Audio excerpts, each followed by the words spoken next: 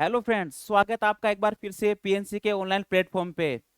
और आज मैं आपके लिए टॉपिक लेके आया हूँ नियोनेटल हाइपोथर्मिया। इससे पहले हमने बहुत अच्छे अच्छे टॉपिक पढ़ लिए थे और पीडियाट्रिक की हमने काफी अच्छी तरीके से शुरुआत कर ली थी। उसमें मैंने पीडियाट्रिक का इंट्रोडक्शन, न्यूबॉर्न केयर और न्यूबॉर्न केयर में ही उसी के साथ साथ एक दूसरी नियोनेटल हाइपोथर्मिया मैं डीजी लेके आया हूँ, जो बहुत कॉमन होती है एक न्यूनेट के लिए, एक बच्चे के लिए, कि जब बच्चा डिलीवर होता है तो कहीं ना कहीं इस हाइपोथर्मिया का शिकार हो जाता है और ये कहीं ना कहीं जानलेवा भी उसके लिए हो जाता है। तो आइए चल के आज हम पढ़ेंगे नियोनेटल हाइपोथर्मिया और इसके बाद हम पढ़ेंगे नियोनेटल रिसक्सीटेशन। ठीक है, तो नियोनेटल हाइपोथर्मिया में सबसे प्यारा बच्चा, और ये सबसे पहले किसका शिकार होता है? ठंड का, कूलनेस का। और इसकी वजह से क्या होता है?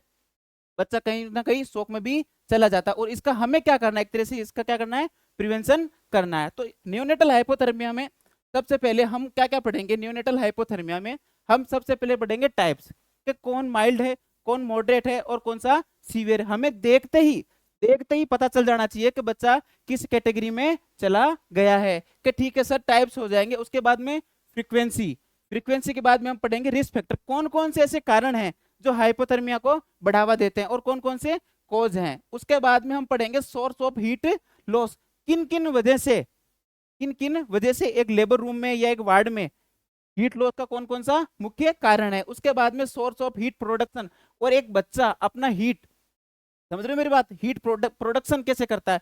इतनी सारी चीजें आपको ऑनलाइन क्लास में कोई नहीं देगा। सारे देखो, आपको पता है मेरे पढ़ाने का वे कौन सा है और कैसा है। मैं सारी चीजें आपको पहले पैराग्राफ वाइज बताता हूँ, उसके बाद स्टेप बाय स्टेप हम सारी चीजों को कवर करते हैं। कि ठीक है सर, उसके बाद में साइन एंड सिम्टम, सिम्टम पढ़ेंगे कि हाइपोथर्मिया के कौन कौन से सिम्टम होते हैं। कि चलो ठीक है सर, यहाँ तक तो बता दिया। उसके बाद में हम क्या करेंगे? मैनेजमेंट। तो हम क्या कर रहे हैं, एक स्टेप बाय स्टेप इस चीज को पढ़ रहे हैं। कि सर हम क्या क्या पढ़ेंगे? सर न्यूनेटल हाइपोथर्मिया में हम इसका मैनेजमेंट पढ़ेंगे, इसके रिस्क फैक्टर पढ़ेंगे, और इसके बच्चा एक तरह से कैसे हीट प्रोडक्शन करता है।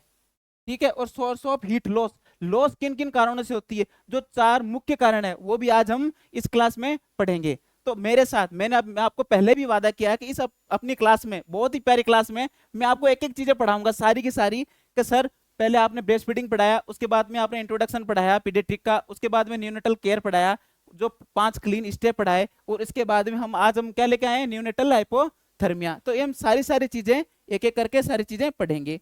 तो सबसे पहले मैं आपसे ये पूछता हूं कि हाइपोथर्मिया, हाइपोथर्मिया है तो इसकी नॉर्मल वैल्यू, हाइपोथर्मिया की जो टेम्परेचर है, बेबी का जो टेम्परेचर है, उसकी नॉर्मल वैल्यू कितनी होती है? जो मैं आपको मैंने पहली क्लास में आपको मैंने बताया था कि जो नॉर्मल टेम्परेचर है बेबी का, वो कितना होता है। क्या सर आप मुझे एक बार वापस बताओ कि नॉर्मल टेम्परेचर कितना होता है बेबी का? बेबी का नॉर्मल टेम्परेचर, तो सर किस कैटेगरी को हम हाइपोथर्मिया बोलेंगे और किस कैटेगरी को हम क्या बोलेंगे? हाइपरथर्मिया। तो सर बेबी का नॉर्मल टेम्परेचर होता है 36.5 से लेकर 37.5 डिग्री सेंटीग्रेड। यहाँ तक ठीक है क्या सर? हाँ, ये चीज तो मुझे समझ में आ गई। बहुत सारे बच्चे कंफ्यूज हो जाते हैं कि सर कहाँ से 37 या 36, नहीं, 36.5 से लेकर 37.5 डिग्री सेंटीग्रेड, ये क्या है? एक नॉर्मल टेम्परेचर है। कहाँ सर? ये तो नॉर्मल टेम्परेचर है। सर फिर कौन सी कैटेगरी हाइपोथर्मिया में आएगी और कौन सी कैटेगरी हाइपरथर्मिया में आएगी? तो इन दोनों चीजों को हम दो में अलग अलग में क्या करेंगे? डिवाइड करेंगे। क्या करेंगे? डिवाइड करेंगे। पहला हम इधर क्या लिखेंगे? Hypothermia, hypothermia. और दूसरा क्या लिखेंगे? हाइपरथर्मिया।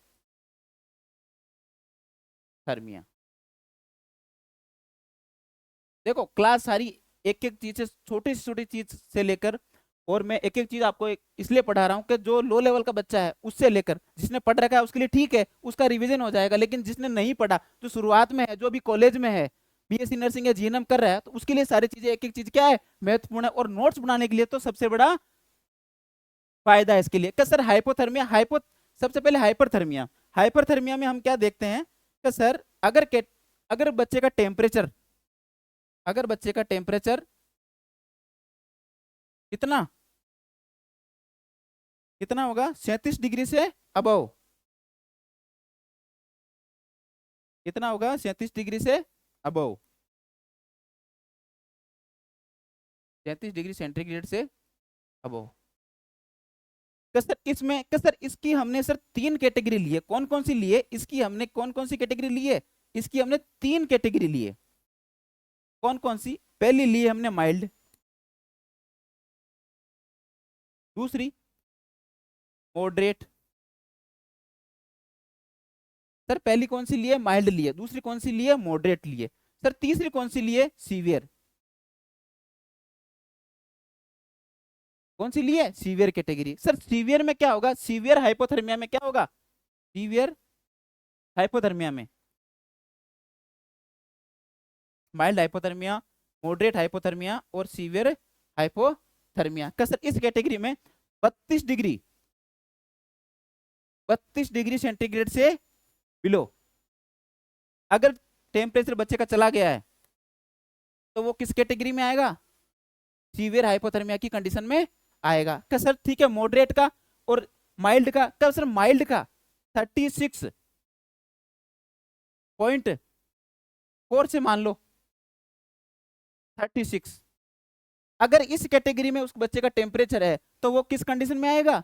माइल्ड में। क्या सर फिर मॉडरेट का आप ऐसे मान लो कि या तो 36 लिख लो, कहीं कहीं बुक में 36 होता है, या फिर आप 35.9 से लेकर 32 डिग्री सेंटीग्रेड अगर ये टेम्परेचर है।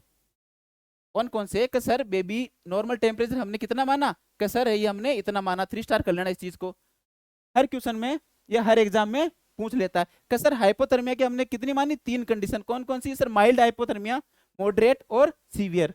सर माइल्ड को कौन सी कैटेगरी में? हाइपोथर्मिया में 36.4 से 36। का सर मॉडरेट को 35.9 से 32 सेंटीग्रेड। और सीवियर हाइपोथर्मिया को हमने किस कैटेगरी में डाला है? सीवियर में। और इसके लिए कितनी है? 32 सेंटीग्रेड। क्या सर ये चीजें मेरे को सारी समझ में आ गई? अगर दोबारा भी समझ में आए तो दोबारा आप इसको देख सकते हो। क्या सर आज हमने टॉपिक लिया था, कौन सा लिया था? का हाइपोथर्मिया। और हाइपोथर्मिया में हमने कौन क्या पढ़े हैं?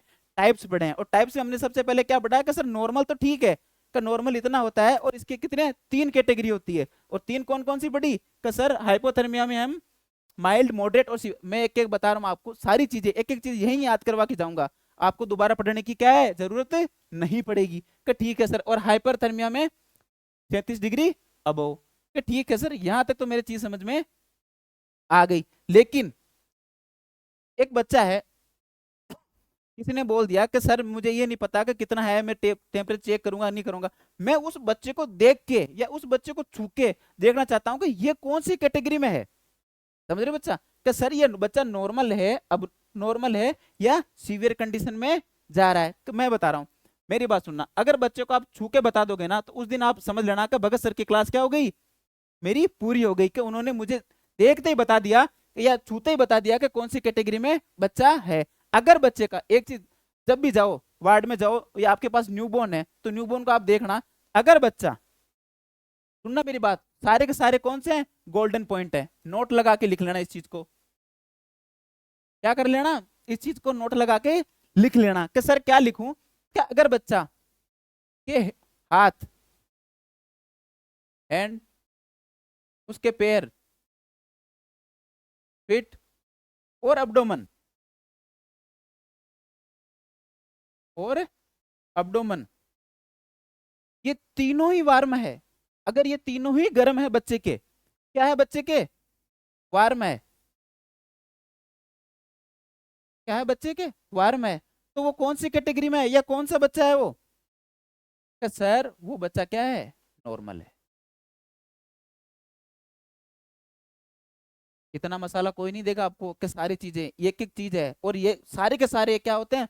ट्यूशन एग्जाम में पूछे जाते हैं, छोटी छोटी चीज उठाई जाती है। कि सर आपने हमें बताया पहला पॉइंट के, अगर बच्चे के हाथ पैर और उसका अब्डोमन या पेट गर्म है तो वो बच्चा किस कंडीशन में है? कि सर नॉर्मल कंडीशन में है। अगर बच्चा, सुनना मेरी बात, अगर बच्चे के हैंड और फीट क्या है? कूल है,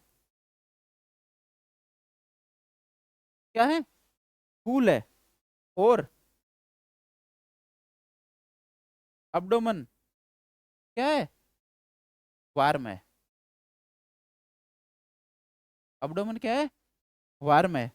तो वो बच्चा किस कैटेगरी में जाएगा, समझ रहे मेरी बात। इसमें तो तीनों हैंड फीट और अब्डोमन, तीनों के तीनों क्या है, वार्म है, और बच्चा किस कंडीशन में है कि सर नॉर्मल में है। सर इस वाले में कि सर हैंड एंड फीट ये तो क्या है, कूल है, हैंड और फीट क्या है, कूल है, और अब्डोमन क्या है, वार्म है। ये किस कंडीशन में आएगा, mild to moderate, mild to moderate hypothermia, hypo, समझ में आ रहा है कि हाँ सर ये चीज तो मैंने पहली बार पढ़ी है और मेरे को क्या है समझ में आ गई कि सर हैंड फीट अब्डोमन अगर वार्म है तो बच्चा कौन सी कंडीशन में है कि नॉर्मल में। अगर बच्चे का हैंड एंड फीट ये तो क्या है, कूल है, और अब्डोमन क्या है, वार्म है, तो ये किस कंडीशन में आएगा, mild to moderate to hypothermia. का सर तीसरा पॉइंट बताओ, का सर तीसरे पॉइंट में क्या होगा, तीसरे पॉइंट में होगा कि बच्चे के हैंड तीनों ही क्या होंगे, कूल, हैंड फीट एंड अब्डोमन।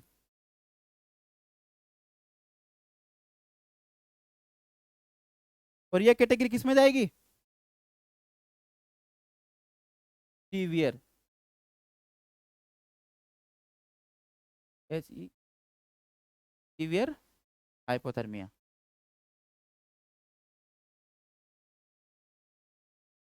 किस कंडीशन में जाएगी, सीवियर हाइपोथर्मिया में। ये सारे के सारे क्या है, गोल्डन पॉइंट है। और कई बार एग्जाम में पूछा जाता है, एग्जाम में क्या पूछते हैं कि सर एक बच्चा है और उसका क्या है, अब्डोमन तो क्या है उसका वार्म है, लेकिन उस बच्चे के हाथ और पैर क्या है, ठंडे हैं।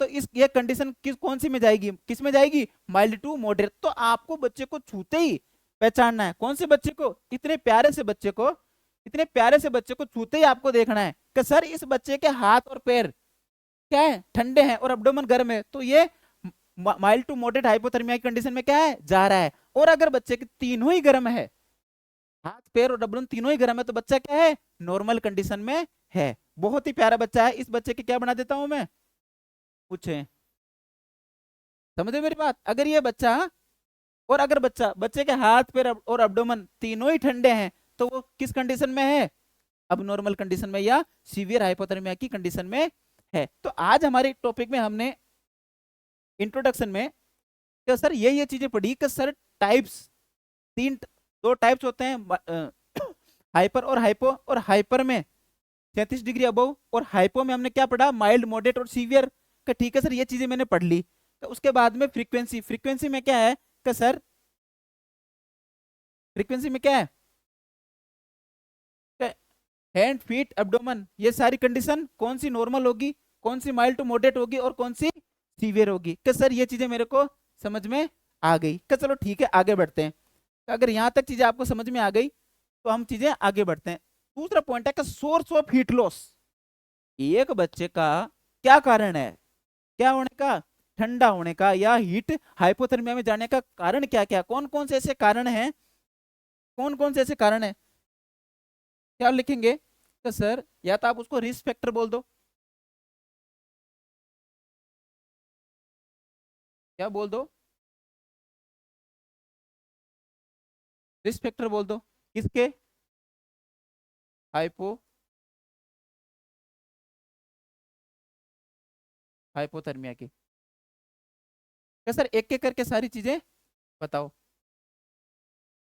अब आप बताओ कि ऐसा कौन सा कारण है हाइपोथर्मिया के लिए, कौन, सबसे पहला कूल इन्वायरमेंट, कूल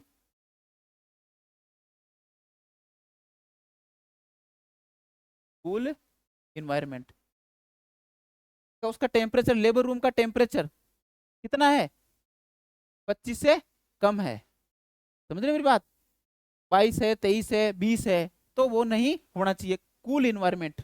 अगर बच्चा, सबसे बड़ा कारण, अगर बच्चा एलबीडब्ल्यू है,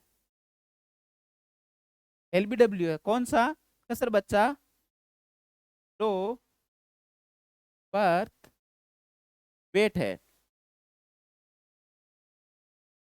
अगर बच्चा लो बर्थ वेट है, अगर बच्चा क्या है, अगर बच्चा लो बर्थ वेट है, तो सबसे मोस्ट कॉमन कारण क्या है, लो बर्थ वेट। और इस कंडीशन में बच्चा क्या है, हाइपोथर्मिया के में जाने का क्या है, चांस बहुत ज्यादा है। कि सर ऐसा क्यों, कि सर कूल इन्वायरमेंट का मेरे को समझ में आता है कि ठीक है, वातावरण या इन्वायरमेंट ठंडा था और बच्चा ठंडा पड़ गया, ठीक है, लेकिन ये लो बर्थ वेट का मेरे को समझ में नहीं आया कि सर लो बर्थ वेट का कैसे। तो लो बर्थ बर्थ का देखना, इसमें क्या है, सब पॉइंट डालना कि लो बर्थ वेट में decrease brown fat, decrease brown fat. Low birth weight वाले बच्चे में, एलबीडब्ल्यू वाले बच्चे में क्या है, ब्राउन फैट क्या होती है, कम होती है। और ब्राउन फैट अगर बच्चे में कम होती है तो हीट का प्रोडक्शन क्या हो जाता है, बहुत कम हो जाता है। ये समझ में आ रही कि नहीं आ रही? हाँ सर, का लो बर्थ वेट का एक सिम्टम भी हमें मिल गया कि इसमें क्या होता है, लो ब्राउन फैट होता है। का सर इसका दूसरा कारण क्या है, इसका दूसरा सबसे कारण है क्या, जो हेड होता है बच्चे का, लो बर्थ बेबी वाले का जो हेड होता है, वो क्या होता है, साइज में बड़ा होता है।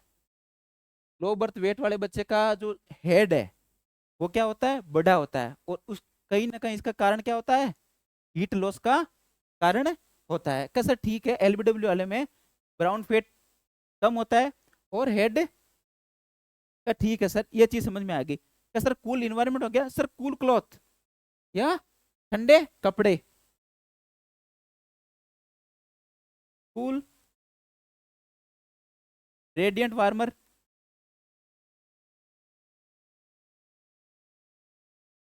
Radiant warmer. क्या सर आपने बच्चा जैसे डिलीवरी रूम से लाए और उसको ठंडे कपड़े में लपेट दिया और उसको ठंडे ही रेडियंट वार्मर में लेटा दिया आपने, तो जब भी बच्चा हो उससे पहले आपको 10 या 15 मिनट पहले, 10 या 15 मिनट पहले, कितने, 10 या 15 मिनट पहले क्या करना है, उसको पहले चालू करके छोड़ देना है ताकि क्या हो जाए, तब तक वार्मर गर्म हो जाए और आते ही उस बच्चे को क्या करो आप, लेटा दो। ठीक है, ओपन एयर फ्लो। क्या सर हॉस्पिटल के जिस वार्ड में बच्चा है और उसके दरवाजे खिड़की क्या है, खुले हुए हैं और हवा आपस में आ रही है जा रही है, तो इस कंडीशन में क्या होगा, कहीं ना कहीं हीट बच्चे का लॉस होगा। और हीट लॉस होगा तो बच्चा किस कंडीशन में चला जाएगा, हाइपोथर्मिया कंडीशन में। कि सर ये चीज में सारी चीजें मेरे को समझ में आ गई। कि सर सिंपल सा पॉइंट है कि अगर बच्चा हाइपोथर्मिया कंडीशन में क्यों जा रहा है, कि सर इसलिए जा रहा है कि कूल इन्वायरमेंट है। कि ठीक है सर, एलबीडब्ल्यू अगर बच्चा है तो उस कंडीशन में लो ब्राउन फेट, क्या है, लो ब्राउन फेट। और दूसरा उसका हेड का जो सरकमफेरेंस है वो कितना है, ज्यादा है, बच्चे की बॉडी साइज में ज्यादा है। कि ठीक है सर, और कूल रेडियंट वार्मर। और अगर लो बर्थ वेट है और अगर बच्चे को हाइपोथर्मिक कंडीशन होगी तो वो क्या करेगा, एक्टिविटी क्या करेगा, ज्यादा करेगा। क्या करेगा, एक्टिविटी क्या करेगा, एक्टिविटी क्या करेगा, ज्यादा। और जिसके कारण क्या होगा, हीट लॉस। हीट नहीं तो बन ही नहीं रही है, और जो पहली है या बच्चा जो बना रहा है वो क्या हो रही है, लॉस हो रही है। क्राई बोल सकते हो उसको, बच्चा रो रहा है, उस कंडीशन में क्या हो रही है, हीट लॉस हो रही है। हो रही कि नहीं हो रही? हाँ का सर, ये सारी चीजें एक एक चीज करके हो रही है। प्रॉपर क्या हो रही है, ब्रेस्ट फीडिंग नहीं हो रही, ब्रेस्ट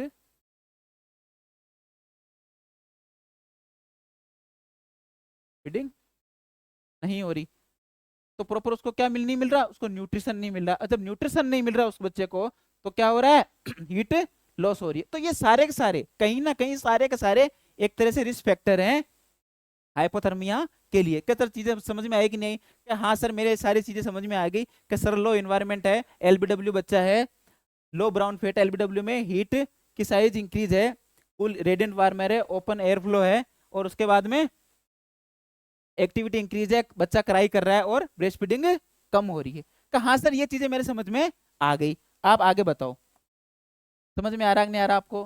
क्या सर? हाँ, चीजें मेरे को समझ में आ रही है। आपने हाइपोथर्मिया के बारे में पहले उसका इंट्रोडक्शन बताया कि क्या कितना कैसा होता है, उसके बाद में आपने रिस्क फैक्टर बताए। क्या सर दूसरा बताओ कि सोर्स ऑफ हीट लॉस और उसके सबसे महत्वपूर्ण सोर्स ऑफ हीट लॉस,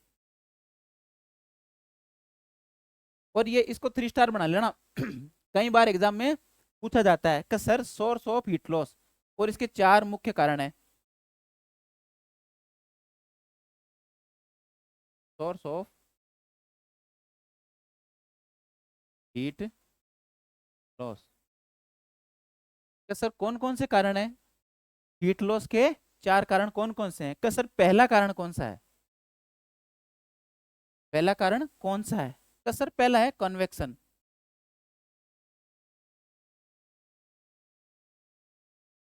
कौन सा है? कन्वेक्शन। क्या सर दूसरा बताओ? क्या सर दूसरा है कंडक्शन।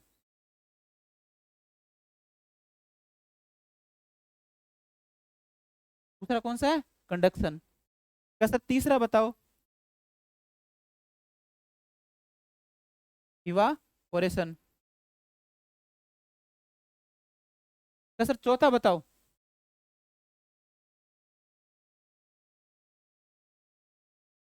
रेडिएशन। क्या सर ये 4 सबसे महत्वपूर्ण क्या है? कारण है। किसके लिए? हीट लॉस के लिए। कौन कौन से? एक का sir source of heat loss में सबसे महत्वपूर्ण कौन सा है सर? सबसे पहला कन्वेक्शन है, दूसरा कंडक्शन है, तीसरा इवापोरेशन है, और चौथा रेडिएशन है। ये कई बार इसको 3 स्टार बना लेना। इसको क्या करना? इसको 3 स्टार बना लेना कई बार, एक बार नहीं, हर एग्जाम में पूछा जाता है कि कन्वेक्शन में क्या प्रोसेस होती है, रेडिएशन में क्या होता है, इवापोरेशन में क्या होता है, कन्वेक्शन में क्या होता है, और इसमें कंडक्शन में क्या क्या होता है। तो ये चीजें सारी मैं आपको एक एक करके सारी चीजें बताऊंगा कि सर सबसे पहले आप बताओ कन्वेक्शन में क्या होता है, या फिर आप कंडक्शन में बताओ। तो सबसे पहले कन्वेक्शन में बताऊं कि open air flow, open air flow. आज इसका सारा आपका कंफ्यूजन क्या हो जाएगा कि दूर हो जाएगा कि सर ये चीजें मेरे को आज तक पता नहीं थी और आज क्या हो गई है, सारी चीजें मुझे पता हो गई है। कि सर कन्वेक्शन में क्या होता है? ओपन एयर फ्लो होता है। आपके सामने मैं एक डायग्राम बनाऊं एक बच्चे का। कि सर एक ये बच्चा है, ये क्या है? ये बच्चा है, ठीक है, जो एक रेडियंट वार्मर में लेटा है। समझ रहे मेरी बात?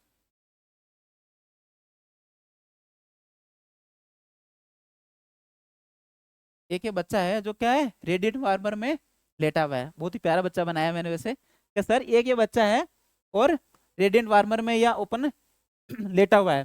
तो कन्वेक्शन, आप कन्वेक्शन किसको बोलोगे? जो ये हवा आ रही है, क्या हो रही है? जो ये हवा आ रही है और बच्चे को छू रही है,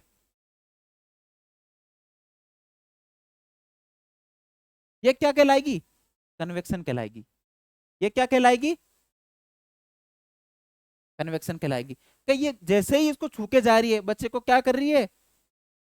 कूलनेस या ठंडा बच्चे को कर रही है। समझ में आ रही नहीं आ रही? कि जो हवा सर जो बह रही है, या ओपन एयर फ्लो, जो ओपन एयर फ्लो हो रहा है, और उस बच्चे को जो हमारे गोदी में है या किसी टेबल पे या बेड पे है, उस बच्चे को छू के जा रही है, तो इस वजह से बच्चा क्या हो रहा है? कि सर उस वजह से बच्चा क्या हो रहा है? ठंडा हो रहा है। तो सर दूसरा बताओ कि कंडक्शन। तो सर दूसरा बताओ क्या है? कंडक्शन। कंडक्शन में क्या है? Direct, direct contact, direct contact. Conduction में क्या हो रहा है? डायरेक्ट कांटेक्ट, कांटेक्ट हो रहा है किससे? ऑब्जेक्ट से। या आप बच्चा मान लो, इस पे अगर बच्चा लेटा है, इस पे क्या है, अगर बच्चा लेटा है, तो बच्चा क्या इसको छू रहा है कि नहीं छू रहा? क्या सर हाँ सर बच्चे इसको छू रहा है, और माना कि अगर ये ठंडा है, ये क्या है, ये ठंडा है, तो इसकी जो हीट है ये किस में जा रही है, इसमें जा रही है, जा रही कि नहीं जा रही? तो सर हवा से तो किसमें जा रही है, कन्वेक्शन वाली, इसमें हीट लॉस हो रही है। कहाँ सर इसमें हीट लॉस हो रही है, और इसमें क्या है, कंडक्शन में डायरेक्ट कॉन्टेक्ट ऑब्जेक्ट से हीट लॉस हो रही है। समझ में आया कि नहीं आया? कहा हाँ सर ये दोनों ही चीजें मेरे को समझ में आ गई। ये तो सर ओपन एयर फ्लो से होता है, हाँ सर। और दूसरा क्या सर, इसमें डायरेक्ट कांटेक्ट हो रहा है, किसका, ऑब्जेक्ट का या इस बच्चे का, और इससे हीट लॉस हो रही है। क्या सर ठीक है, ये समझ में आ गया। क्या सर तीसरा बताओ, तीसरा आपको ऐसे बताता हूं मैं, तीसरे को ऐसे समझना कि इवापोरेशन, अगर बच्चे, देखना बच्चे की बॉडी पे जो वाष्प है पसीने के रूप में, जो बूंदे हैं पसीने के रूप में बूंदे हैं, ये बूंदे हवा के या एयर इसके संपर्क में आके और क्या हो रही है, वाष्पित हो रही है। क्या हो रही है, वाष्पित ऊपर उठ रही है, और हवा के संपर्क में आके क्या हो रही है, बच्चे को ठंडा कर रही है। ये कौन सी कैटेगरी में आएगा, इवापोरेशन में। समझ रहे हो? कैसे बॉडी पे, बॉडी पे क्या है, वो जो वाटर के जो है, पानी की जो भाप है या पानी की जो बूंदे हैं, ड्रॉप है, वाटर ड्रॉप, उनको क्या बोलोगे आप, वाटर ड्रॉप। इसकी वजह से क्या हो रहा है, हीट लॉस हो रहा है। क्या सर तीनों को तीनों समझ में आ गई? क्या सर कन्वेक्शन में ओपन एयर फ्लो है, कंडक्शन में डायरेक्ट कॉन्टेक्ट है बच्चे का, इस वजह से हीट लॉस हो रही है। और इवापोरेशन में क्या हो रही है, एक ये पानी की बूंदों के संपर्क में आने से वाटर ड्रॉप, इसकी वजह से क्या हो रही है, हीट लॉस हो रही है। समझ में आया कि नहीं आया? क्या सर हाँ ये चीज मेरे समझ में आ गई है। क्या सर तीनों समझ, अब लास्ट बची, क्या बची, लास्ट बची, लास्ट कौन सा बचा? क्या सर रेडिएशन बचा। रेडिएशन में क्या होगा? क्या सर रेडिएशन में जैसे वार्मर है, आपने वार्मर पे या कोई अदर ऑब्जेक्ट है जो ऊपर है, जो कि क्या है, not direct contact, not direct contact.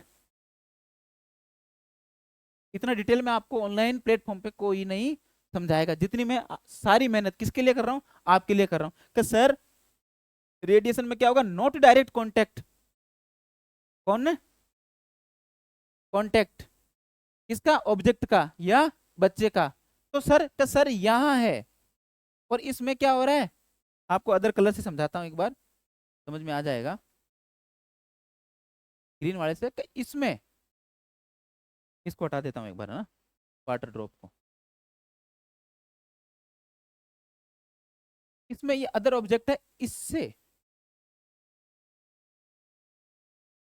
जो दूर है डायरेक्ट, इसमें देखो कंडक्शन में तो क्या हो रहा था, डायरेक्ट कांटेक्ट हो रहा था, जबकि रेडिएशन में ऐसा नहीं है। रेडिएशन में ऑब्जेक्ट क्या दूर है, ऑब्जेक्ट कहाँ है इसमें, यहाँ दूर है ऑब्जेक्ट, और इसकी वजह से क्या हो रही है, हीट लॉस हो रही है। क्या हो रही है, लॉस हो रही है। समझ में आ रही है? क्या सर इसकी वजह से क्या हो रही है, हीट लॉस हो रही है। तो ये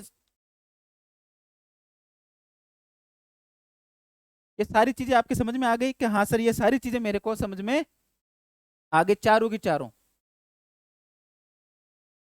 कि sir source of heat loss में कौन कौन से चार कारण है? कि सर कन्वेक्शन है, कंडक्शन है, इवापोरेशन है, और रेडिएशन है। और ये सारी सारी चारों चीजें, कि सर कंडक्शन में क्या हो रहा है, कंडक्शन में डायरेक्ट कांटेक्ट हो रहा है, जबकि रेडिएशन में डायरेक्ट कांटेक्ट नहीं हो रहा। और इवापोरेशन में क्या हो रहा है, जो वाटर ड्रॉप्स है, कौन सी है, वाटर ड्रॉप है, जो वाटर ड्रॉप है उसकी वजह से हीट लॉस हो रहा है। हो रहा कि नहीं हो रहा? कहाँ सर ये चीजें सही है। और इसमें इवापोरेशन में क्या हुआ है, जो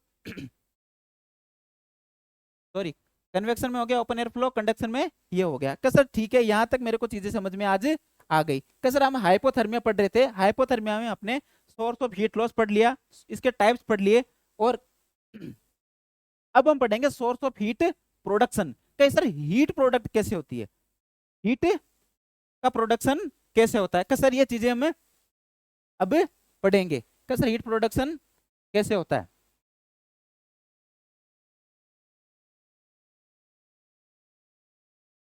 अगर बच्चा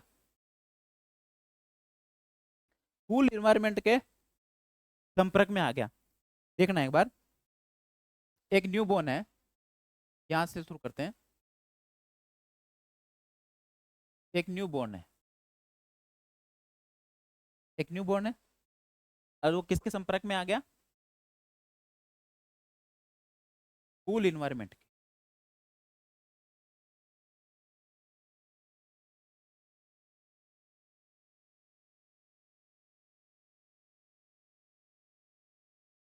कूल इन्वायरमेंट के संपर्क में आ गया, तो वो क्या करेगा,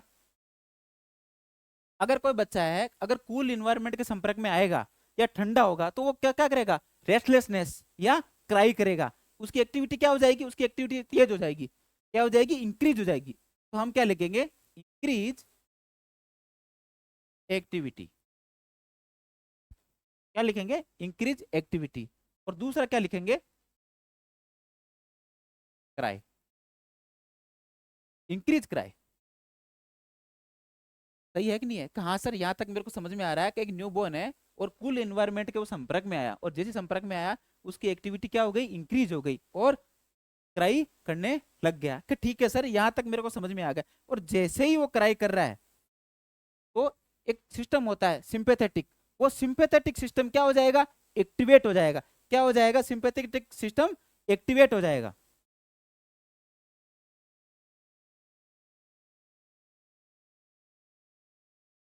सिंपैथेटिक सिस्टम,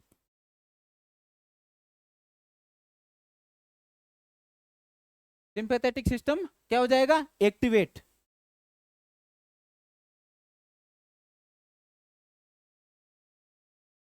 हुआ कि नहीं हुआ, कि सर फुल इन्वायरमेंट में आते ही बच्चा एक्टिविटी इंक्रीज कर देगा और क्या करेगा, क्राई तेज करेगा। और जैसे ही वो करेगा तो एक सिंपैथेटिक सिस्टम होता है हमारी बॉडी में, बच्चे की बॉडी में, हमारी बॉडी में भी होता है, वो क्या हो जाएगा, एक्टिवेट हो जाएगा। और जैसे ही वो एक्टिवेट होगा, सिंपैथेटिक सिस्टम क्या हो जाएगा, एक्टिवेट हो जाएगा। और जैसे ही वो एक्टिवेट होगा क्या हो जाएगा, जो हमारी बॉडी में एक ब्राउन फैट है, मैंने अभी बताया था आपको, क्या है, ब्राउन फैट। क्या है, ब्राउन फैट, ब्राउन फैट, उसका क्या होने लग जाएगा, वे उस ब्राउन फैट से क्या होगा, थर्मोजेनेसिस, थर्मो, जिससे क्या बनती है, हीट। सर न्यूबॉर्न है, कूल इन्वायरमेंट में आया, जैसे ही कूल इन्वायरमेंट में आया बच्चा, एक्टिविटी इंक्रीज होगी बच्चे की और क्राई करने लग गया। और क्या एक्टिवेट हो गया, सिंपैथेटिक सिस्टम क्या हो गया, एक्टिवेट हो गया। और जैसे ही सिंपैथेटिक सिस्टम एक्टिवेट हुआ, ब्राउन फैट से क्या प्रोसेस स्टार्ट होगी, थर्मोजेनेसिस की। और थर्मोजेनेसिस की प्रोसेस को क्या बोलते हैं, ये क्या करते हैं, हीट का क्या करती है, प्रोडक्शन करती है।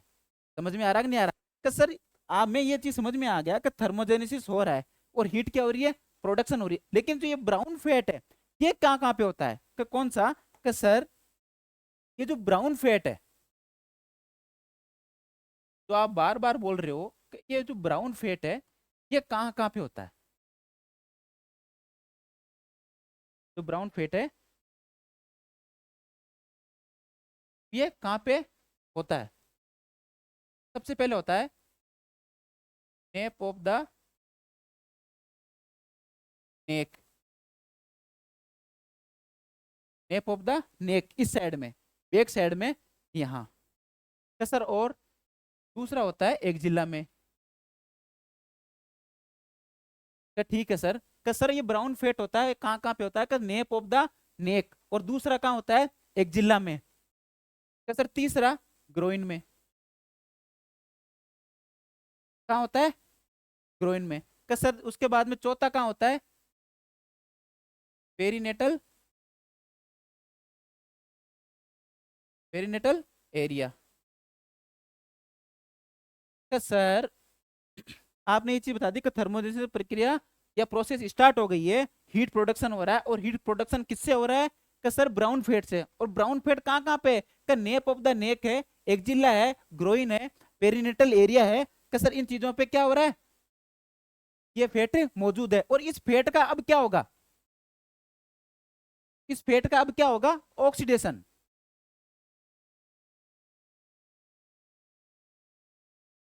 इस फैट का क्या होगा? ऑक्सीडेशन। समझ रहे हो? जो ओपन, जो ये ब्राउन फैट है, जो सारा ब्राउन फैट है, उसका क्या होगा? ऑक्सीडेशन। और जैसे ही ऑक्सीडेशन होगा, हीट प्रोडक्शन। और ये जो हीट प्रोडक्ट हुई है वाया ब्लड, ब्लड के थ्रू, या आप न्यूबॉर्न बॉडी बोल दो, या बच्चे की पूरी ह्यूमन बॉडी बोल दो, या न्यूबॉर्न बॉडी। कौन? तो सर ये प्रोसेस होती है कि सर इतनी प्रोसेस होती है कि न्यूबॉर्न बच्चा है, फुल इन्वायरमेंट में एक्टिविटी इंक्रीज हो गई। जैसे ही एक्टिविटी इंक्रीज हुई, सिंपैथेटिक सिस्टम एक्टिवेट हो गया, जिससे थर्मोजेनेसिस की प्रक्रिया क्या हो गई, या प्रोसेस क्या हो गई? स्टार्ट हो गई। और स्टार्ट होते ही जो ब्राउन फैट है, ब्राउन फैट जो कहाँ कहाँ होता है? नेप ऑफ द नेक है, एक्जिला में होता है, ग्रोइन में होता है, ग्रोइन के साथ साथ में पेरिनेटल एरिया में होता है। और उसका क्या हो रहा है? ऑक्सीडेशन। और जैसे ही ये ऑक्सीडेशन हो रहा है, इससे क्या हो रहा है? हीट का क्या हो रहा है? प्रोडक्शन हो रहा है। और ये हीट का प्रोडक्शन ब्लड के थ्रू न्यूबॉर्न की पूरी बॉडी में फैल गया, और इससे बच्चा क्या हो गया? वार्म। बच्चा क्या हो गया? इससे गर्म हो गया। क्या सर इतनी लंबी प्रोसेस होती है? बिल्कुल हाँ, इतनी लंबी प्रोसेस होती है, इतनी लंबी प्रोसेस होती है। तो सर इसमें क्वेश्चन कौन कौन से हैं? कि सर इसमें सबसे पहले क्वेश्चन ये बन जाएगा कि ब्राउन फैट कहाँ कहाँ होता है। कि सर थर्मोजेनेसिस क्या क्या होती है, या थर्मोजेनेसिस किसको बोलते हैं? कि सर ये ब्राउन फैट क्या है, कौन सा सिस्टम एक्टिवेट होता है? समझ में आ रही कि नहीं आ रही चीजें? कि सर इतनी सारी प्रोसेस होने के बाद क्या होती है? सारी एक्टिविटी होती है। क्या सर पहले कभी नहीं पढ़ा, आज पहली बार पढ़ा है? मैं आपको सारी एक एक चीजें डिटेल से आपको समझाऊंगा, या सारी चीजें आपको एक एक चीज करके आपको सारी चीजें बताऊंगा। क्या सर यहाँ तक चीज समझ में आई कि नहीं आई? क्या ठीक है सर, यहाँ तक मेरे को चीज समझ में आ गई। क्या सर मैंने एक बार वापस बता देता हूँ कि सर आज मैंने टाइप्स पढ़ लिए, फ्रीक्वेंसी पढ़ ली, फ्रीक्वेंसी के बाद इस फैक्टर पढ़ लिए, इस फैक्टर के बाद सोर्स ऑफ हीट लॉस पढ़ लिया मैंने आज। क्या सर हीट लॉस भी मैंने पढ़ लिया। हीट लॉस के बाद source of heat production, heat production. क्या सर हीट कैसे प्रोडक्ट होगी एक बच्चे में, न्यूबॉर्न में, कैसे प्रोडक्ट होगी? क्या ठीक सर यहां तक समझ में आएगा? क्या साइन एंड सिम्टम? बहुत ही अच्छा। क्या सर मैं बच्चे में क्या देखूंगा? बच्चे में,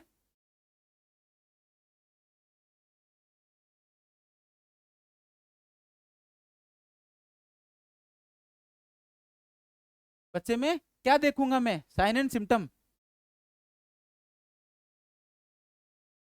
कौन कौन सी चीजें, हाइपोथर्मिक कंडीशन में कौन कौन सी चीजें मुझे देखने को मिलेगी? क्या सर पहली, याद रखना, क्या सर पहली कौन सी मिलेगी? क्या सर बच्चा इंक्रीज क्राई। क्या करेगा बच्चा? ज्यादा रोएगा। रोएगा कि नहीं रोएगा? कम रोएगा। ठीक है। रेस्टलेसनेस।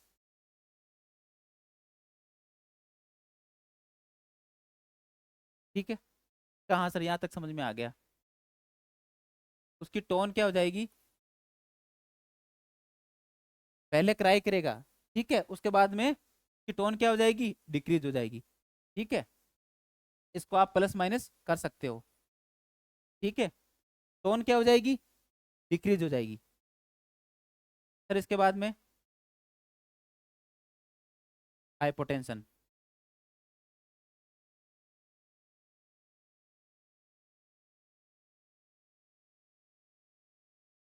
बीपी क्या हो जाएगा? हाँ, तो मैं आपको क्या बता रहा था कि sir sign and symptom, sign and symptom सबसे क्या होते हैं? इंपोर्टेंट होते हैं। तो सर क्राई को प्लस माइनस कर लिया, का सर रेस्टलेसनेस, टोन क्या हो जाएगी उसकी, कम हो जाएगी। और उसके बाद में हाइपोटेंशन, बीपी कम हो जाएगी। का सर उसके बाद में पांचवा बताओ, तो बच्चे को देखने में एक्रोसाइनोसिस, एक्रोसाइनोसिस। तो सर एक्रोसाइनोसिस में क्या होता है, एक्रोसाइनोसिस में क्या होता है कि सर उस बच्चे के फीट और हैंड किस कंडीशन में होते हैं, साइनोसिस में। उसको क्या बोलते हैं, एक्रोसाइनेसिस। क्योंकि सर का बच्चा अगर ज्यादा रोएगा, क्राई करेगा, उसको O2 की आवश्यकता क्या होगी, या O2 उसको कंजप्शन अधिक होगा। और जैसे ही O2 कंजप्शन अधिक होगा, बच्चा किस कंडीशन में चला जाएगा, साइनोसिस में। समझ में आ रहा है कि सर एक एक चीज है कि साइंस में हम हाइपोटेंशन देखेंगे, ठीक है, एक्रोसाइनोसिस देखेंगे, उसके बाद में हाइपोक्सेमिया, हाइपोक्सेमिया सर ब्लड में, ब्लड में O2 की क्या हो जाएगी, कमी। ये हमें देखने को मिलेगी नहीं मिलेगी, कि सर हमें मिलेगी कि सर रेस्टलेसनेस, टोन कम हो गई, बीपी कम हो गया बच्चे का, एक्रोसाइनिस हो गया, और हाइपोक्सेमिया, ब्लड में O2 क्या हो गई, डिक्रीज हो गई। कि सर ये चीजें मेरे को सारी एक एक करके सारी चीजें मेरे को समझ में आ रही है, हाँ सर ठीक है, ये चीजें मेरे को एक एक करके ठीक है। और तो इसके सारे, इसके बाद में अगला कि सर रिफ्लेक्स, जो उस बच्चे के रिफ्लेक्स है वो क्या हो जाएंगे, कम हो जाएंगे। तो सर उसकी जैसे ही उसकी टोन कम होगी, टोन कम होते ही अगर बच्चा हाइपोथर्मिया में है, तो उसमें क्या हो जाएगा, उसकी रिफ्लेक्स कम हो जाएंगे। क्या सर होंगे कि नहीं होंगे, क्या सर हाँ बिल्कुल। क्या सर इसके अलावा वेट लॉस हो जाएगा, वेट लॉस। क्या सर वेट लॉस क्यों होगा, अगर बच्चा हाइपोथर्मिया कंडीशन में है तो वेट लॉस होना जायज है। क्यों, क्योंकि उसकी ब्रेस्ट फीडिंग है, या आप ऐसे बोल दो, जो फीडिंग है वो क्या हो जाएगी, पुअर, फीडिंग क्या हो जाएगी उसकी, कम हो जाएगी। तो बच्चे में टोन कम है, बच्चे का बीपी कम हो गया, ठीक है, टेम्परेचर उसका वैसे ही कम है। और एक तीनों तीनों कंडीशन में कैसर टेम्परेचर कहाँ कहाँ का कम है, कैसर उसके हैंड का, एब्डोमेन और पैर। सर तीनों जगहों का क्या है, टेम्परेचर कम है। का हाँ सर, ये सारी की सारी चीजें जो साइन सिम्टम आपने जो मुझे बताए हैं, सारे के सारे क्या हैं, सही हैं सर। उसके बाद में का सर वेसो कॉन्स्ट्रिक्शन, वेसो कॉन्स्ट्रिक्शन। तो सर जैसे ही बच्चा रोएगा, क्राई करेगा, या उसको जैसे ही ठंड महसूस होगी बच्चे को, जो ब्लड वेसल्स है, जो उसकी ब्लड वेसल्स है, वो क्या करेगी, वेसो कॉन्स्ट्रिक्शन करेगी। समझ रहे हो मेरी बात, क्या करेगी, वेसो कॉन्स्ट्रिक्शन करेगी।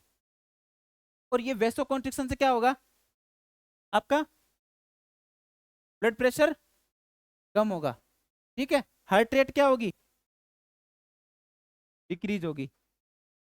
हार्ट रेट बच्चे की क्या होगी, डिक्रीज होगी, ठीक है। उसके बाद में रिफ्लेक्स मैंने बताई दी आपको, ठीक है। इसके बाद में अगला metabolic, metabolic acidosis, metabolic acidosis, ये याद रखना का हाइपोथर्मिया की कंडीशन में, इसको गोल्डन पॉइंट बना लेना कि सर हाइपोथर्मिया की कंडीशन में बच्चे में कौन सी देखने को मिलती है, कि सर एसिडोसिस, मेटाबॉलिक एसिडोसिस की कंडीशन हो जाती है। कि हाँ सर ये चीज मेरे को समझ में आ गई, मेटाबॉलिक एसिडोसिस। और क्या हो गया, ऊपर क्या हो गया, वेसो कॉन्स्ट्रिक्शन, ठीक है। इसके बाद में oligo urea, oligo urea, urine pass क्या हो जाएगा, कम। तो ये सारी की सारी चीजें, सारी की सारी चीजें हमें क्या है इसमें देखने को, सारी की सारी हमें मिलेगी। एक सबसे महत्वपूर्ण है कि sir abdominal, abdominal distension, abdomen distension भी हमें हाइपोथर्मिया में देखने को मिलेगा। कि सर इतनी सारी चीजें हैं, तो सारी की सारी चीजें हैं हमें नियोनेटल हाइपोथर्मिया में देखने को एक बच्चे में मिलेगी। समझ में आ रहा कि नहीं आ रहा कि हाँ सर ये सारी चीजें मेरे को समझ में आ गई कि सर कौन कौन सी, कि सर वेसो कॉन्स्ट्रिक्शन हो गई, हार्ट रेट हो गई, मेटाबॉलिक एसिडोसिस हो गई, उसमें ओलिगो यूरिया हो गया, अब्डोमिनल डिस्टेंशन हो गया, टेम्परेचर कम हो गया, फीडिंग क्या हो गई उसकी पुअर हो गई, वेट क्या हो गया लॉस हो गया।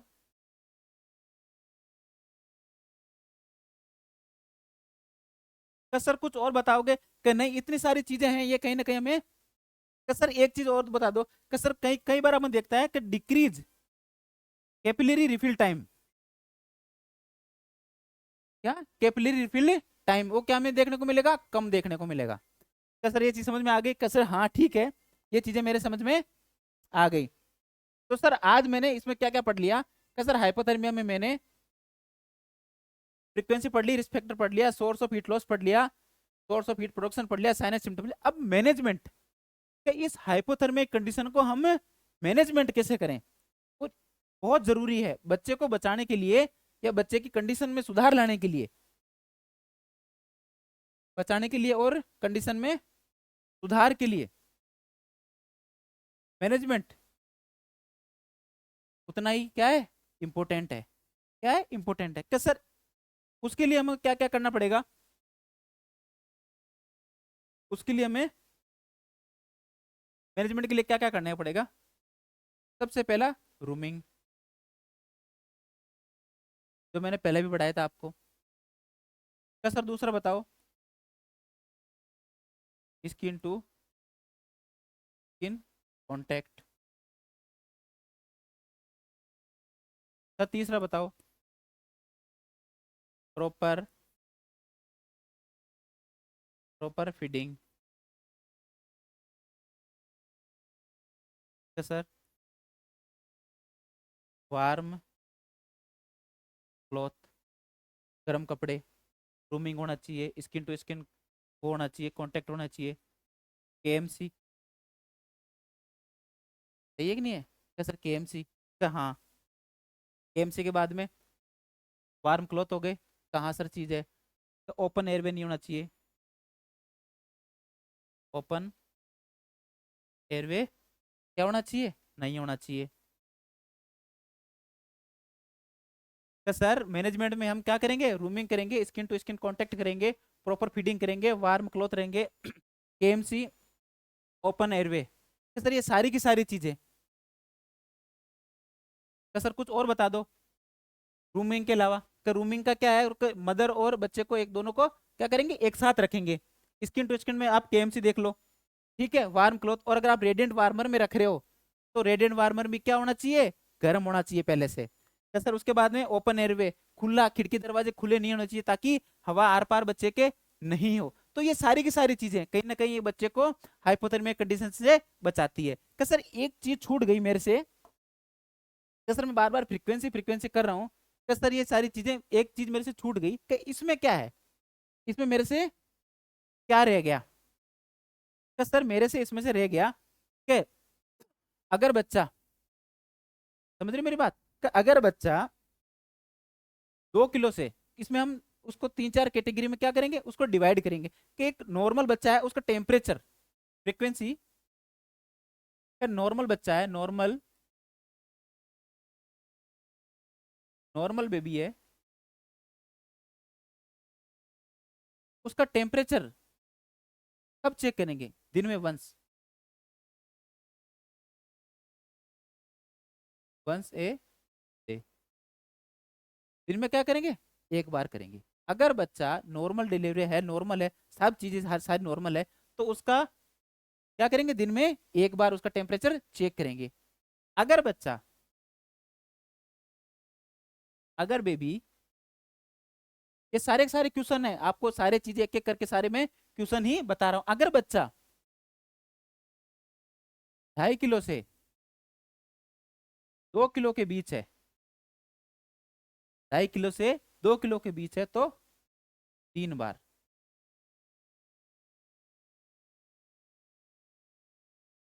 3 टाइम उसका क्या करना है टेम्परेचर चेक करना है, टेम्परेचर चेक करना है। क्या सर अगर बच्चा, सारे के सारे गोल्डन पॉइंट याद रखना, कि सर अगर बच्चा 2 किलो से कम है, अगर बच्चा क्या है 2 किलो से कम है, तो उस कंडीशन में, उस कंडीशन में क्या होगा, 4 बार। फोर्थ टाइम में अपन को क्या करना है, टेम्परेचर चेक करना है। कि सर बच्चा अगर सीवियर कंडीशन में है, किस कंडीशन में है, सीवियर कंडीशन में है, तो इस कंडीशन में हम कितनी बार चेक, 2 आवरली।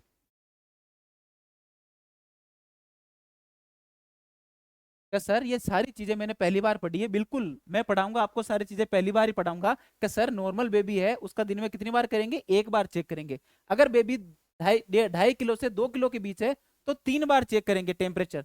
अगर बेबी 2 किलो का है, 2 किलो से कम है, तो 4 बार चेक करेंगे। अगर बच्चा सीवियर कंडीशन में है तो उसका टेम्परेचर कितना होगा, 2 आवरली चेक होगा। तो इसी के साथ अपना जो आज का टॉपिक है हाइपोथर्मिया, उसको मैं कंप्लीट करता हूँ। कि सर कंप्लीट मेजर हमने आज आज हमने एक बार सुपरफिशियल रिवीजन कर लेता हूँ। कि सर हाइपोथर्मिया आज हमने टॉपिक लिया था, उसके अंदर हमने इनको 3 में डिवाइड किया, ये सारी माइल्ड मॉडरेट सीवियर पढ़ा। उसके बाद में हमने ये कंडीशन पढ़ी कि सर नॉर्मल किसको बोलेंगे, माइल्ड टू मॉडरेट किसको बोलेंगे, और सीवियर किसको बोलेंगे। उसके बाद में हमने फ्रीक्वेंसी पढ़ी, रिस्क फैक्टर पढ़े, सोर्स ऑफ हीट लॉस पढ़े, जिसमें हमने कन्वेक्शन, कंडक्शन, रेडिएशन और इवापोरेशन पढ़ा। तो ये सारी चीजें हम एक एक करके सारी चीजें क्लियर करेंगे ताकि हम आगे बढ़ सकें। तो न्यूबॉर्न केयर में हमने न्यूबॉर्न केयर पढ़ लिया, न्यूबॉर्न केयर के बाद में हमने जो उसके 5 क्लीन मेथड है वो पढ़ लिए, और उसके बाद में हाइपोथर्मी पढ़ लिया। अब हम अगला टॉपिक पढ़ेंगे नियोनेटल रिसससिटेशन, जो मेरी अगली क्लास में आप पढ़ेंगे। ठीक है, धन्यवाद।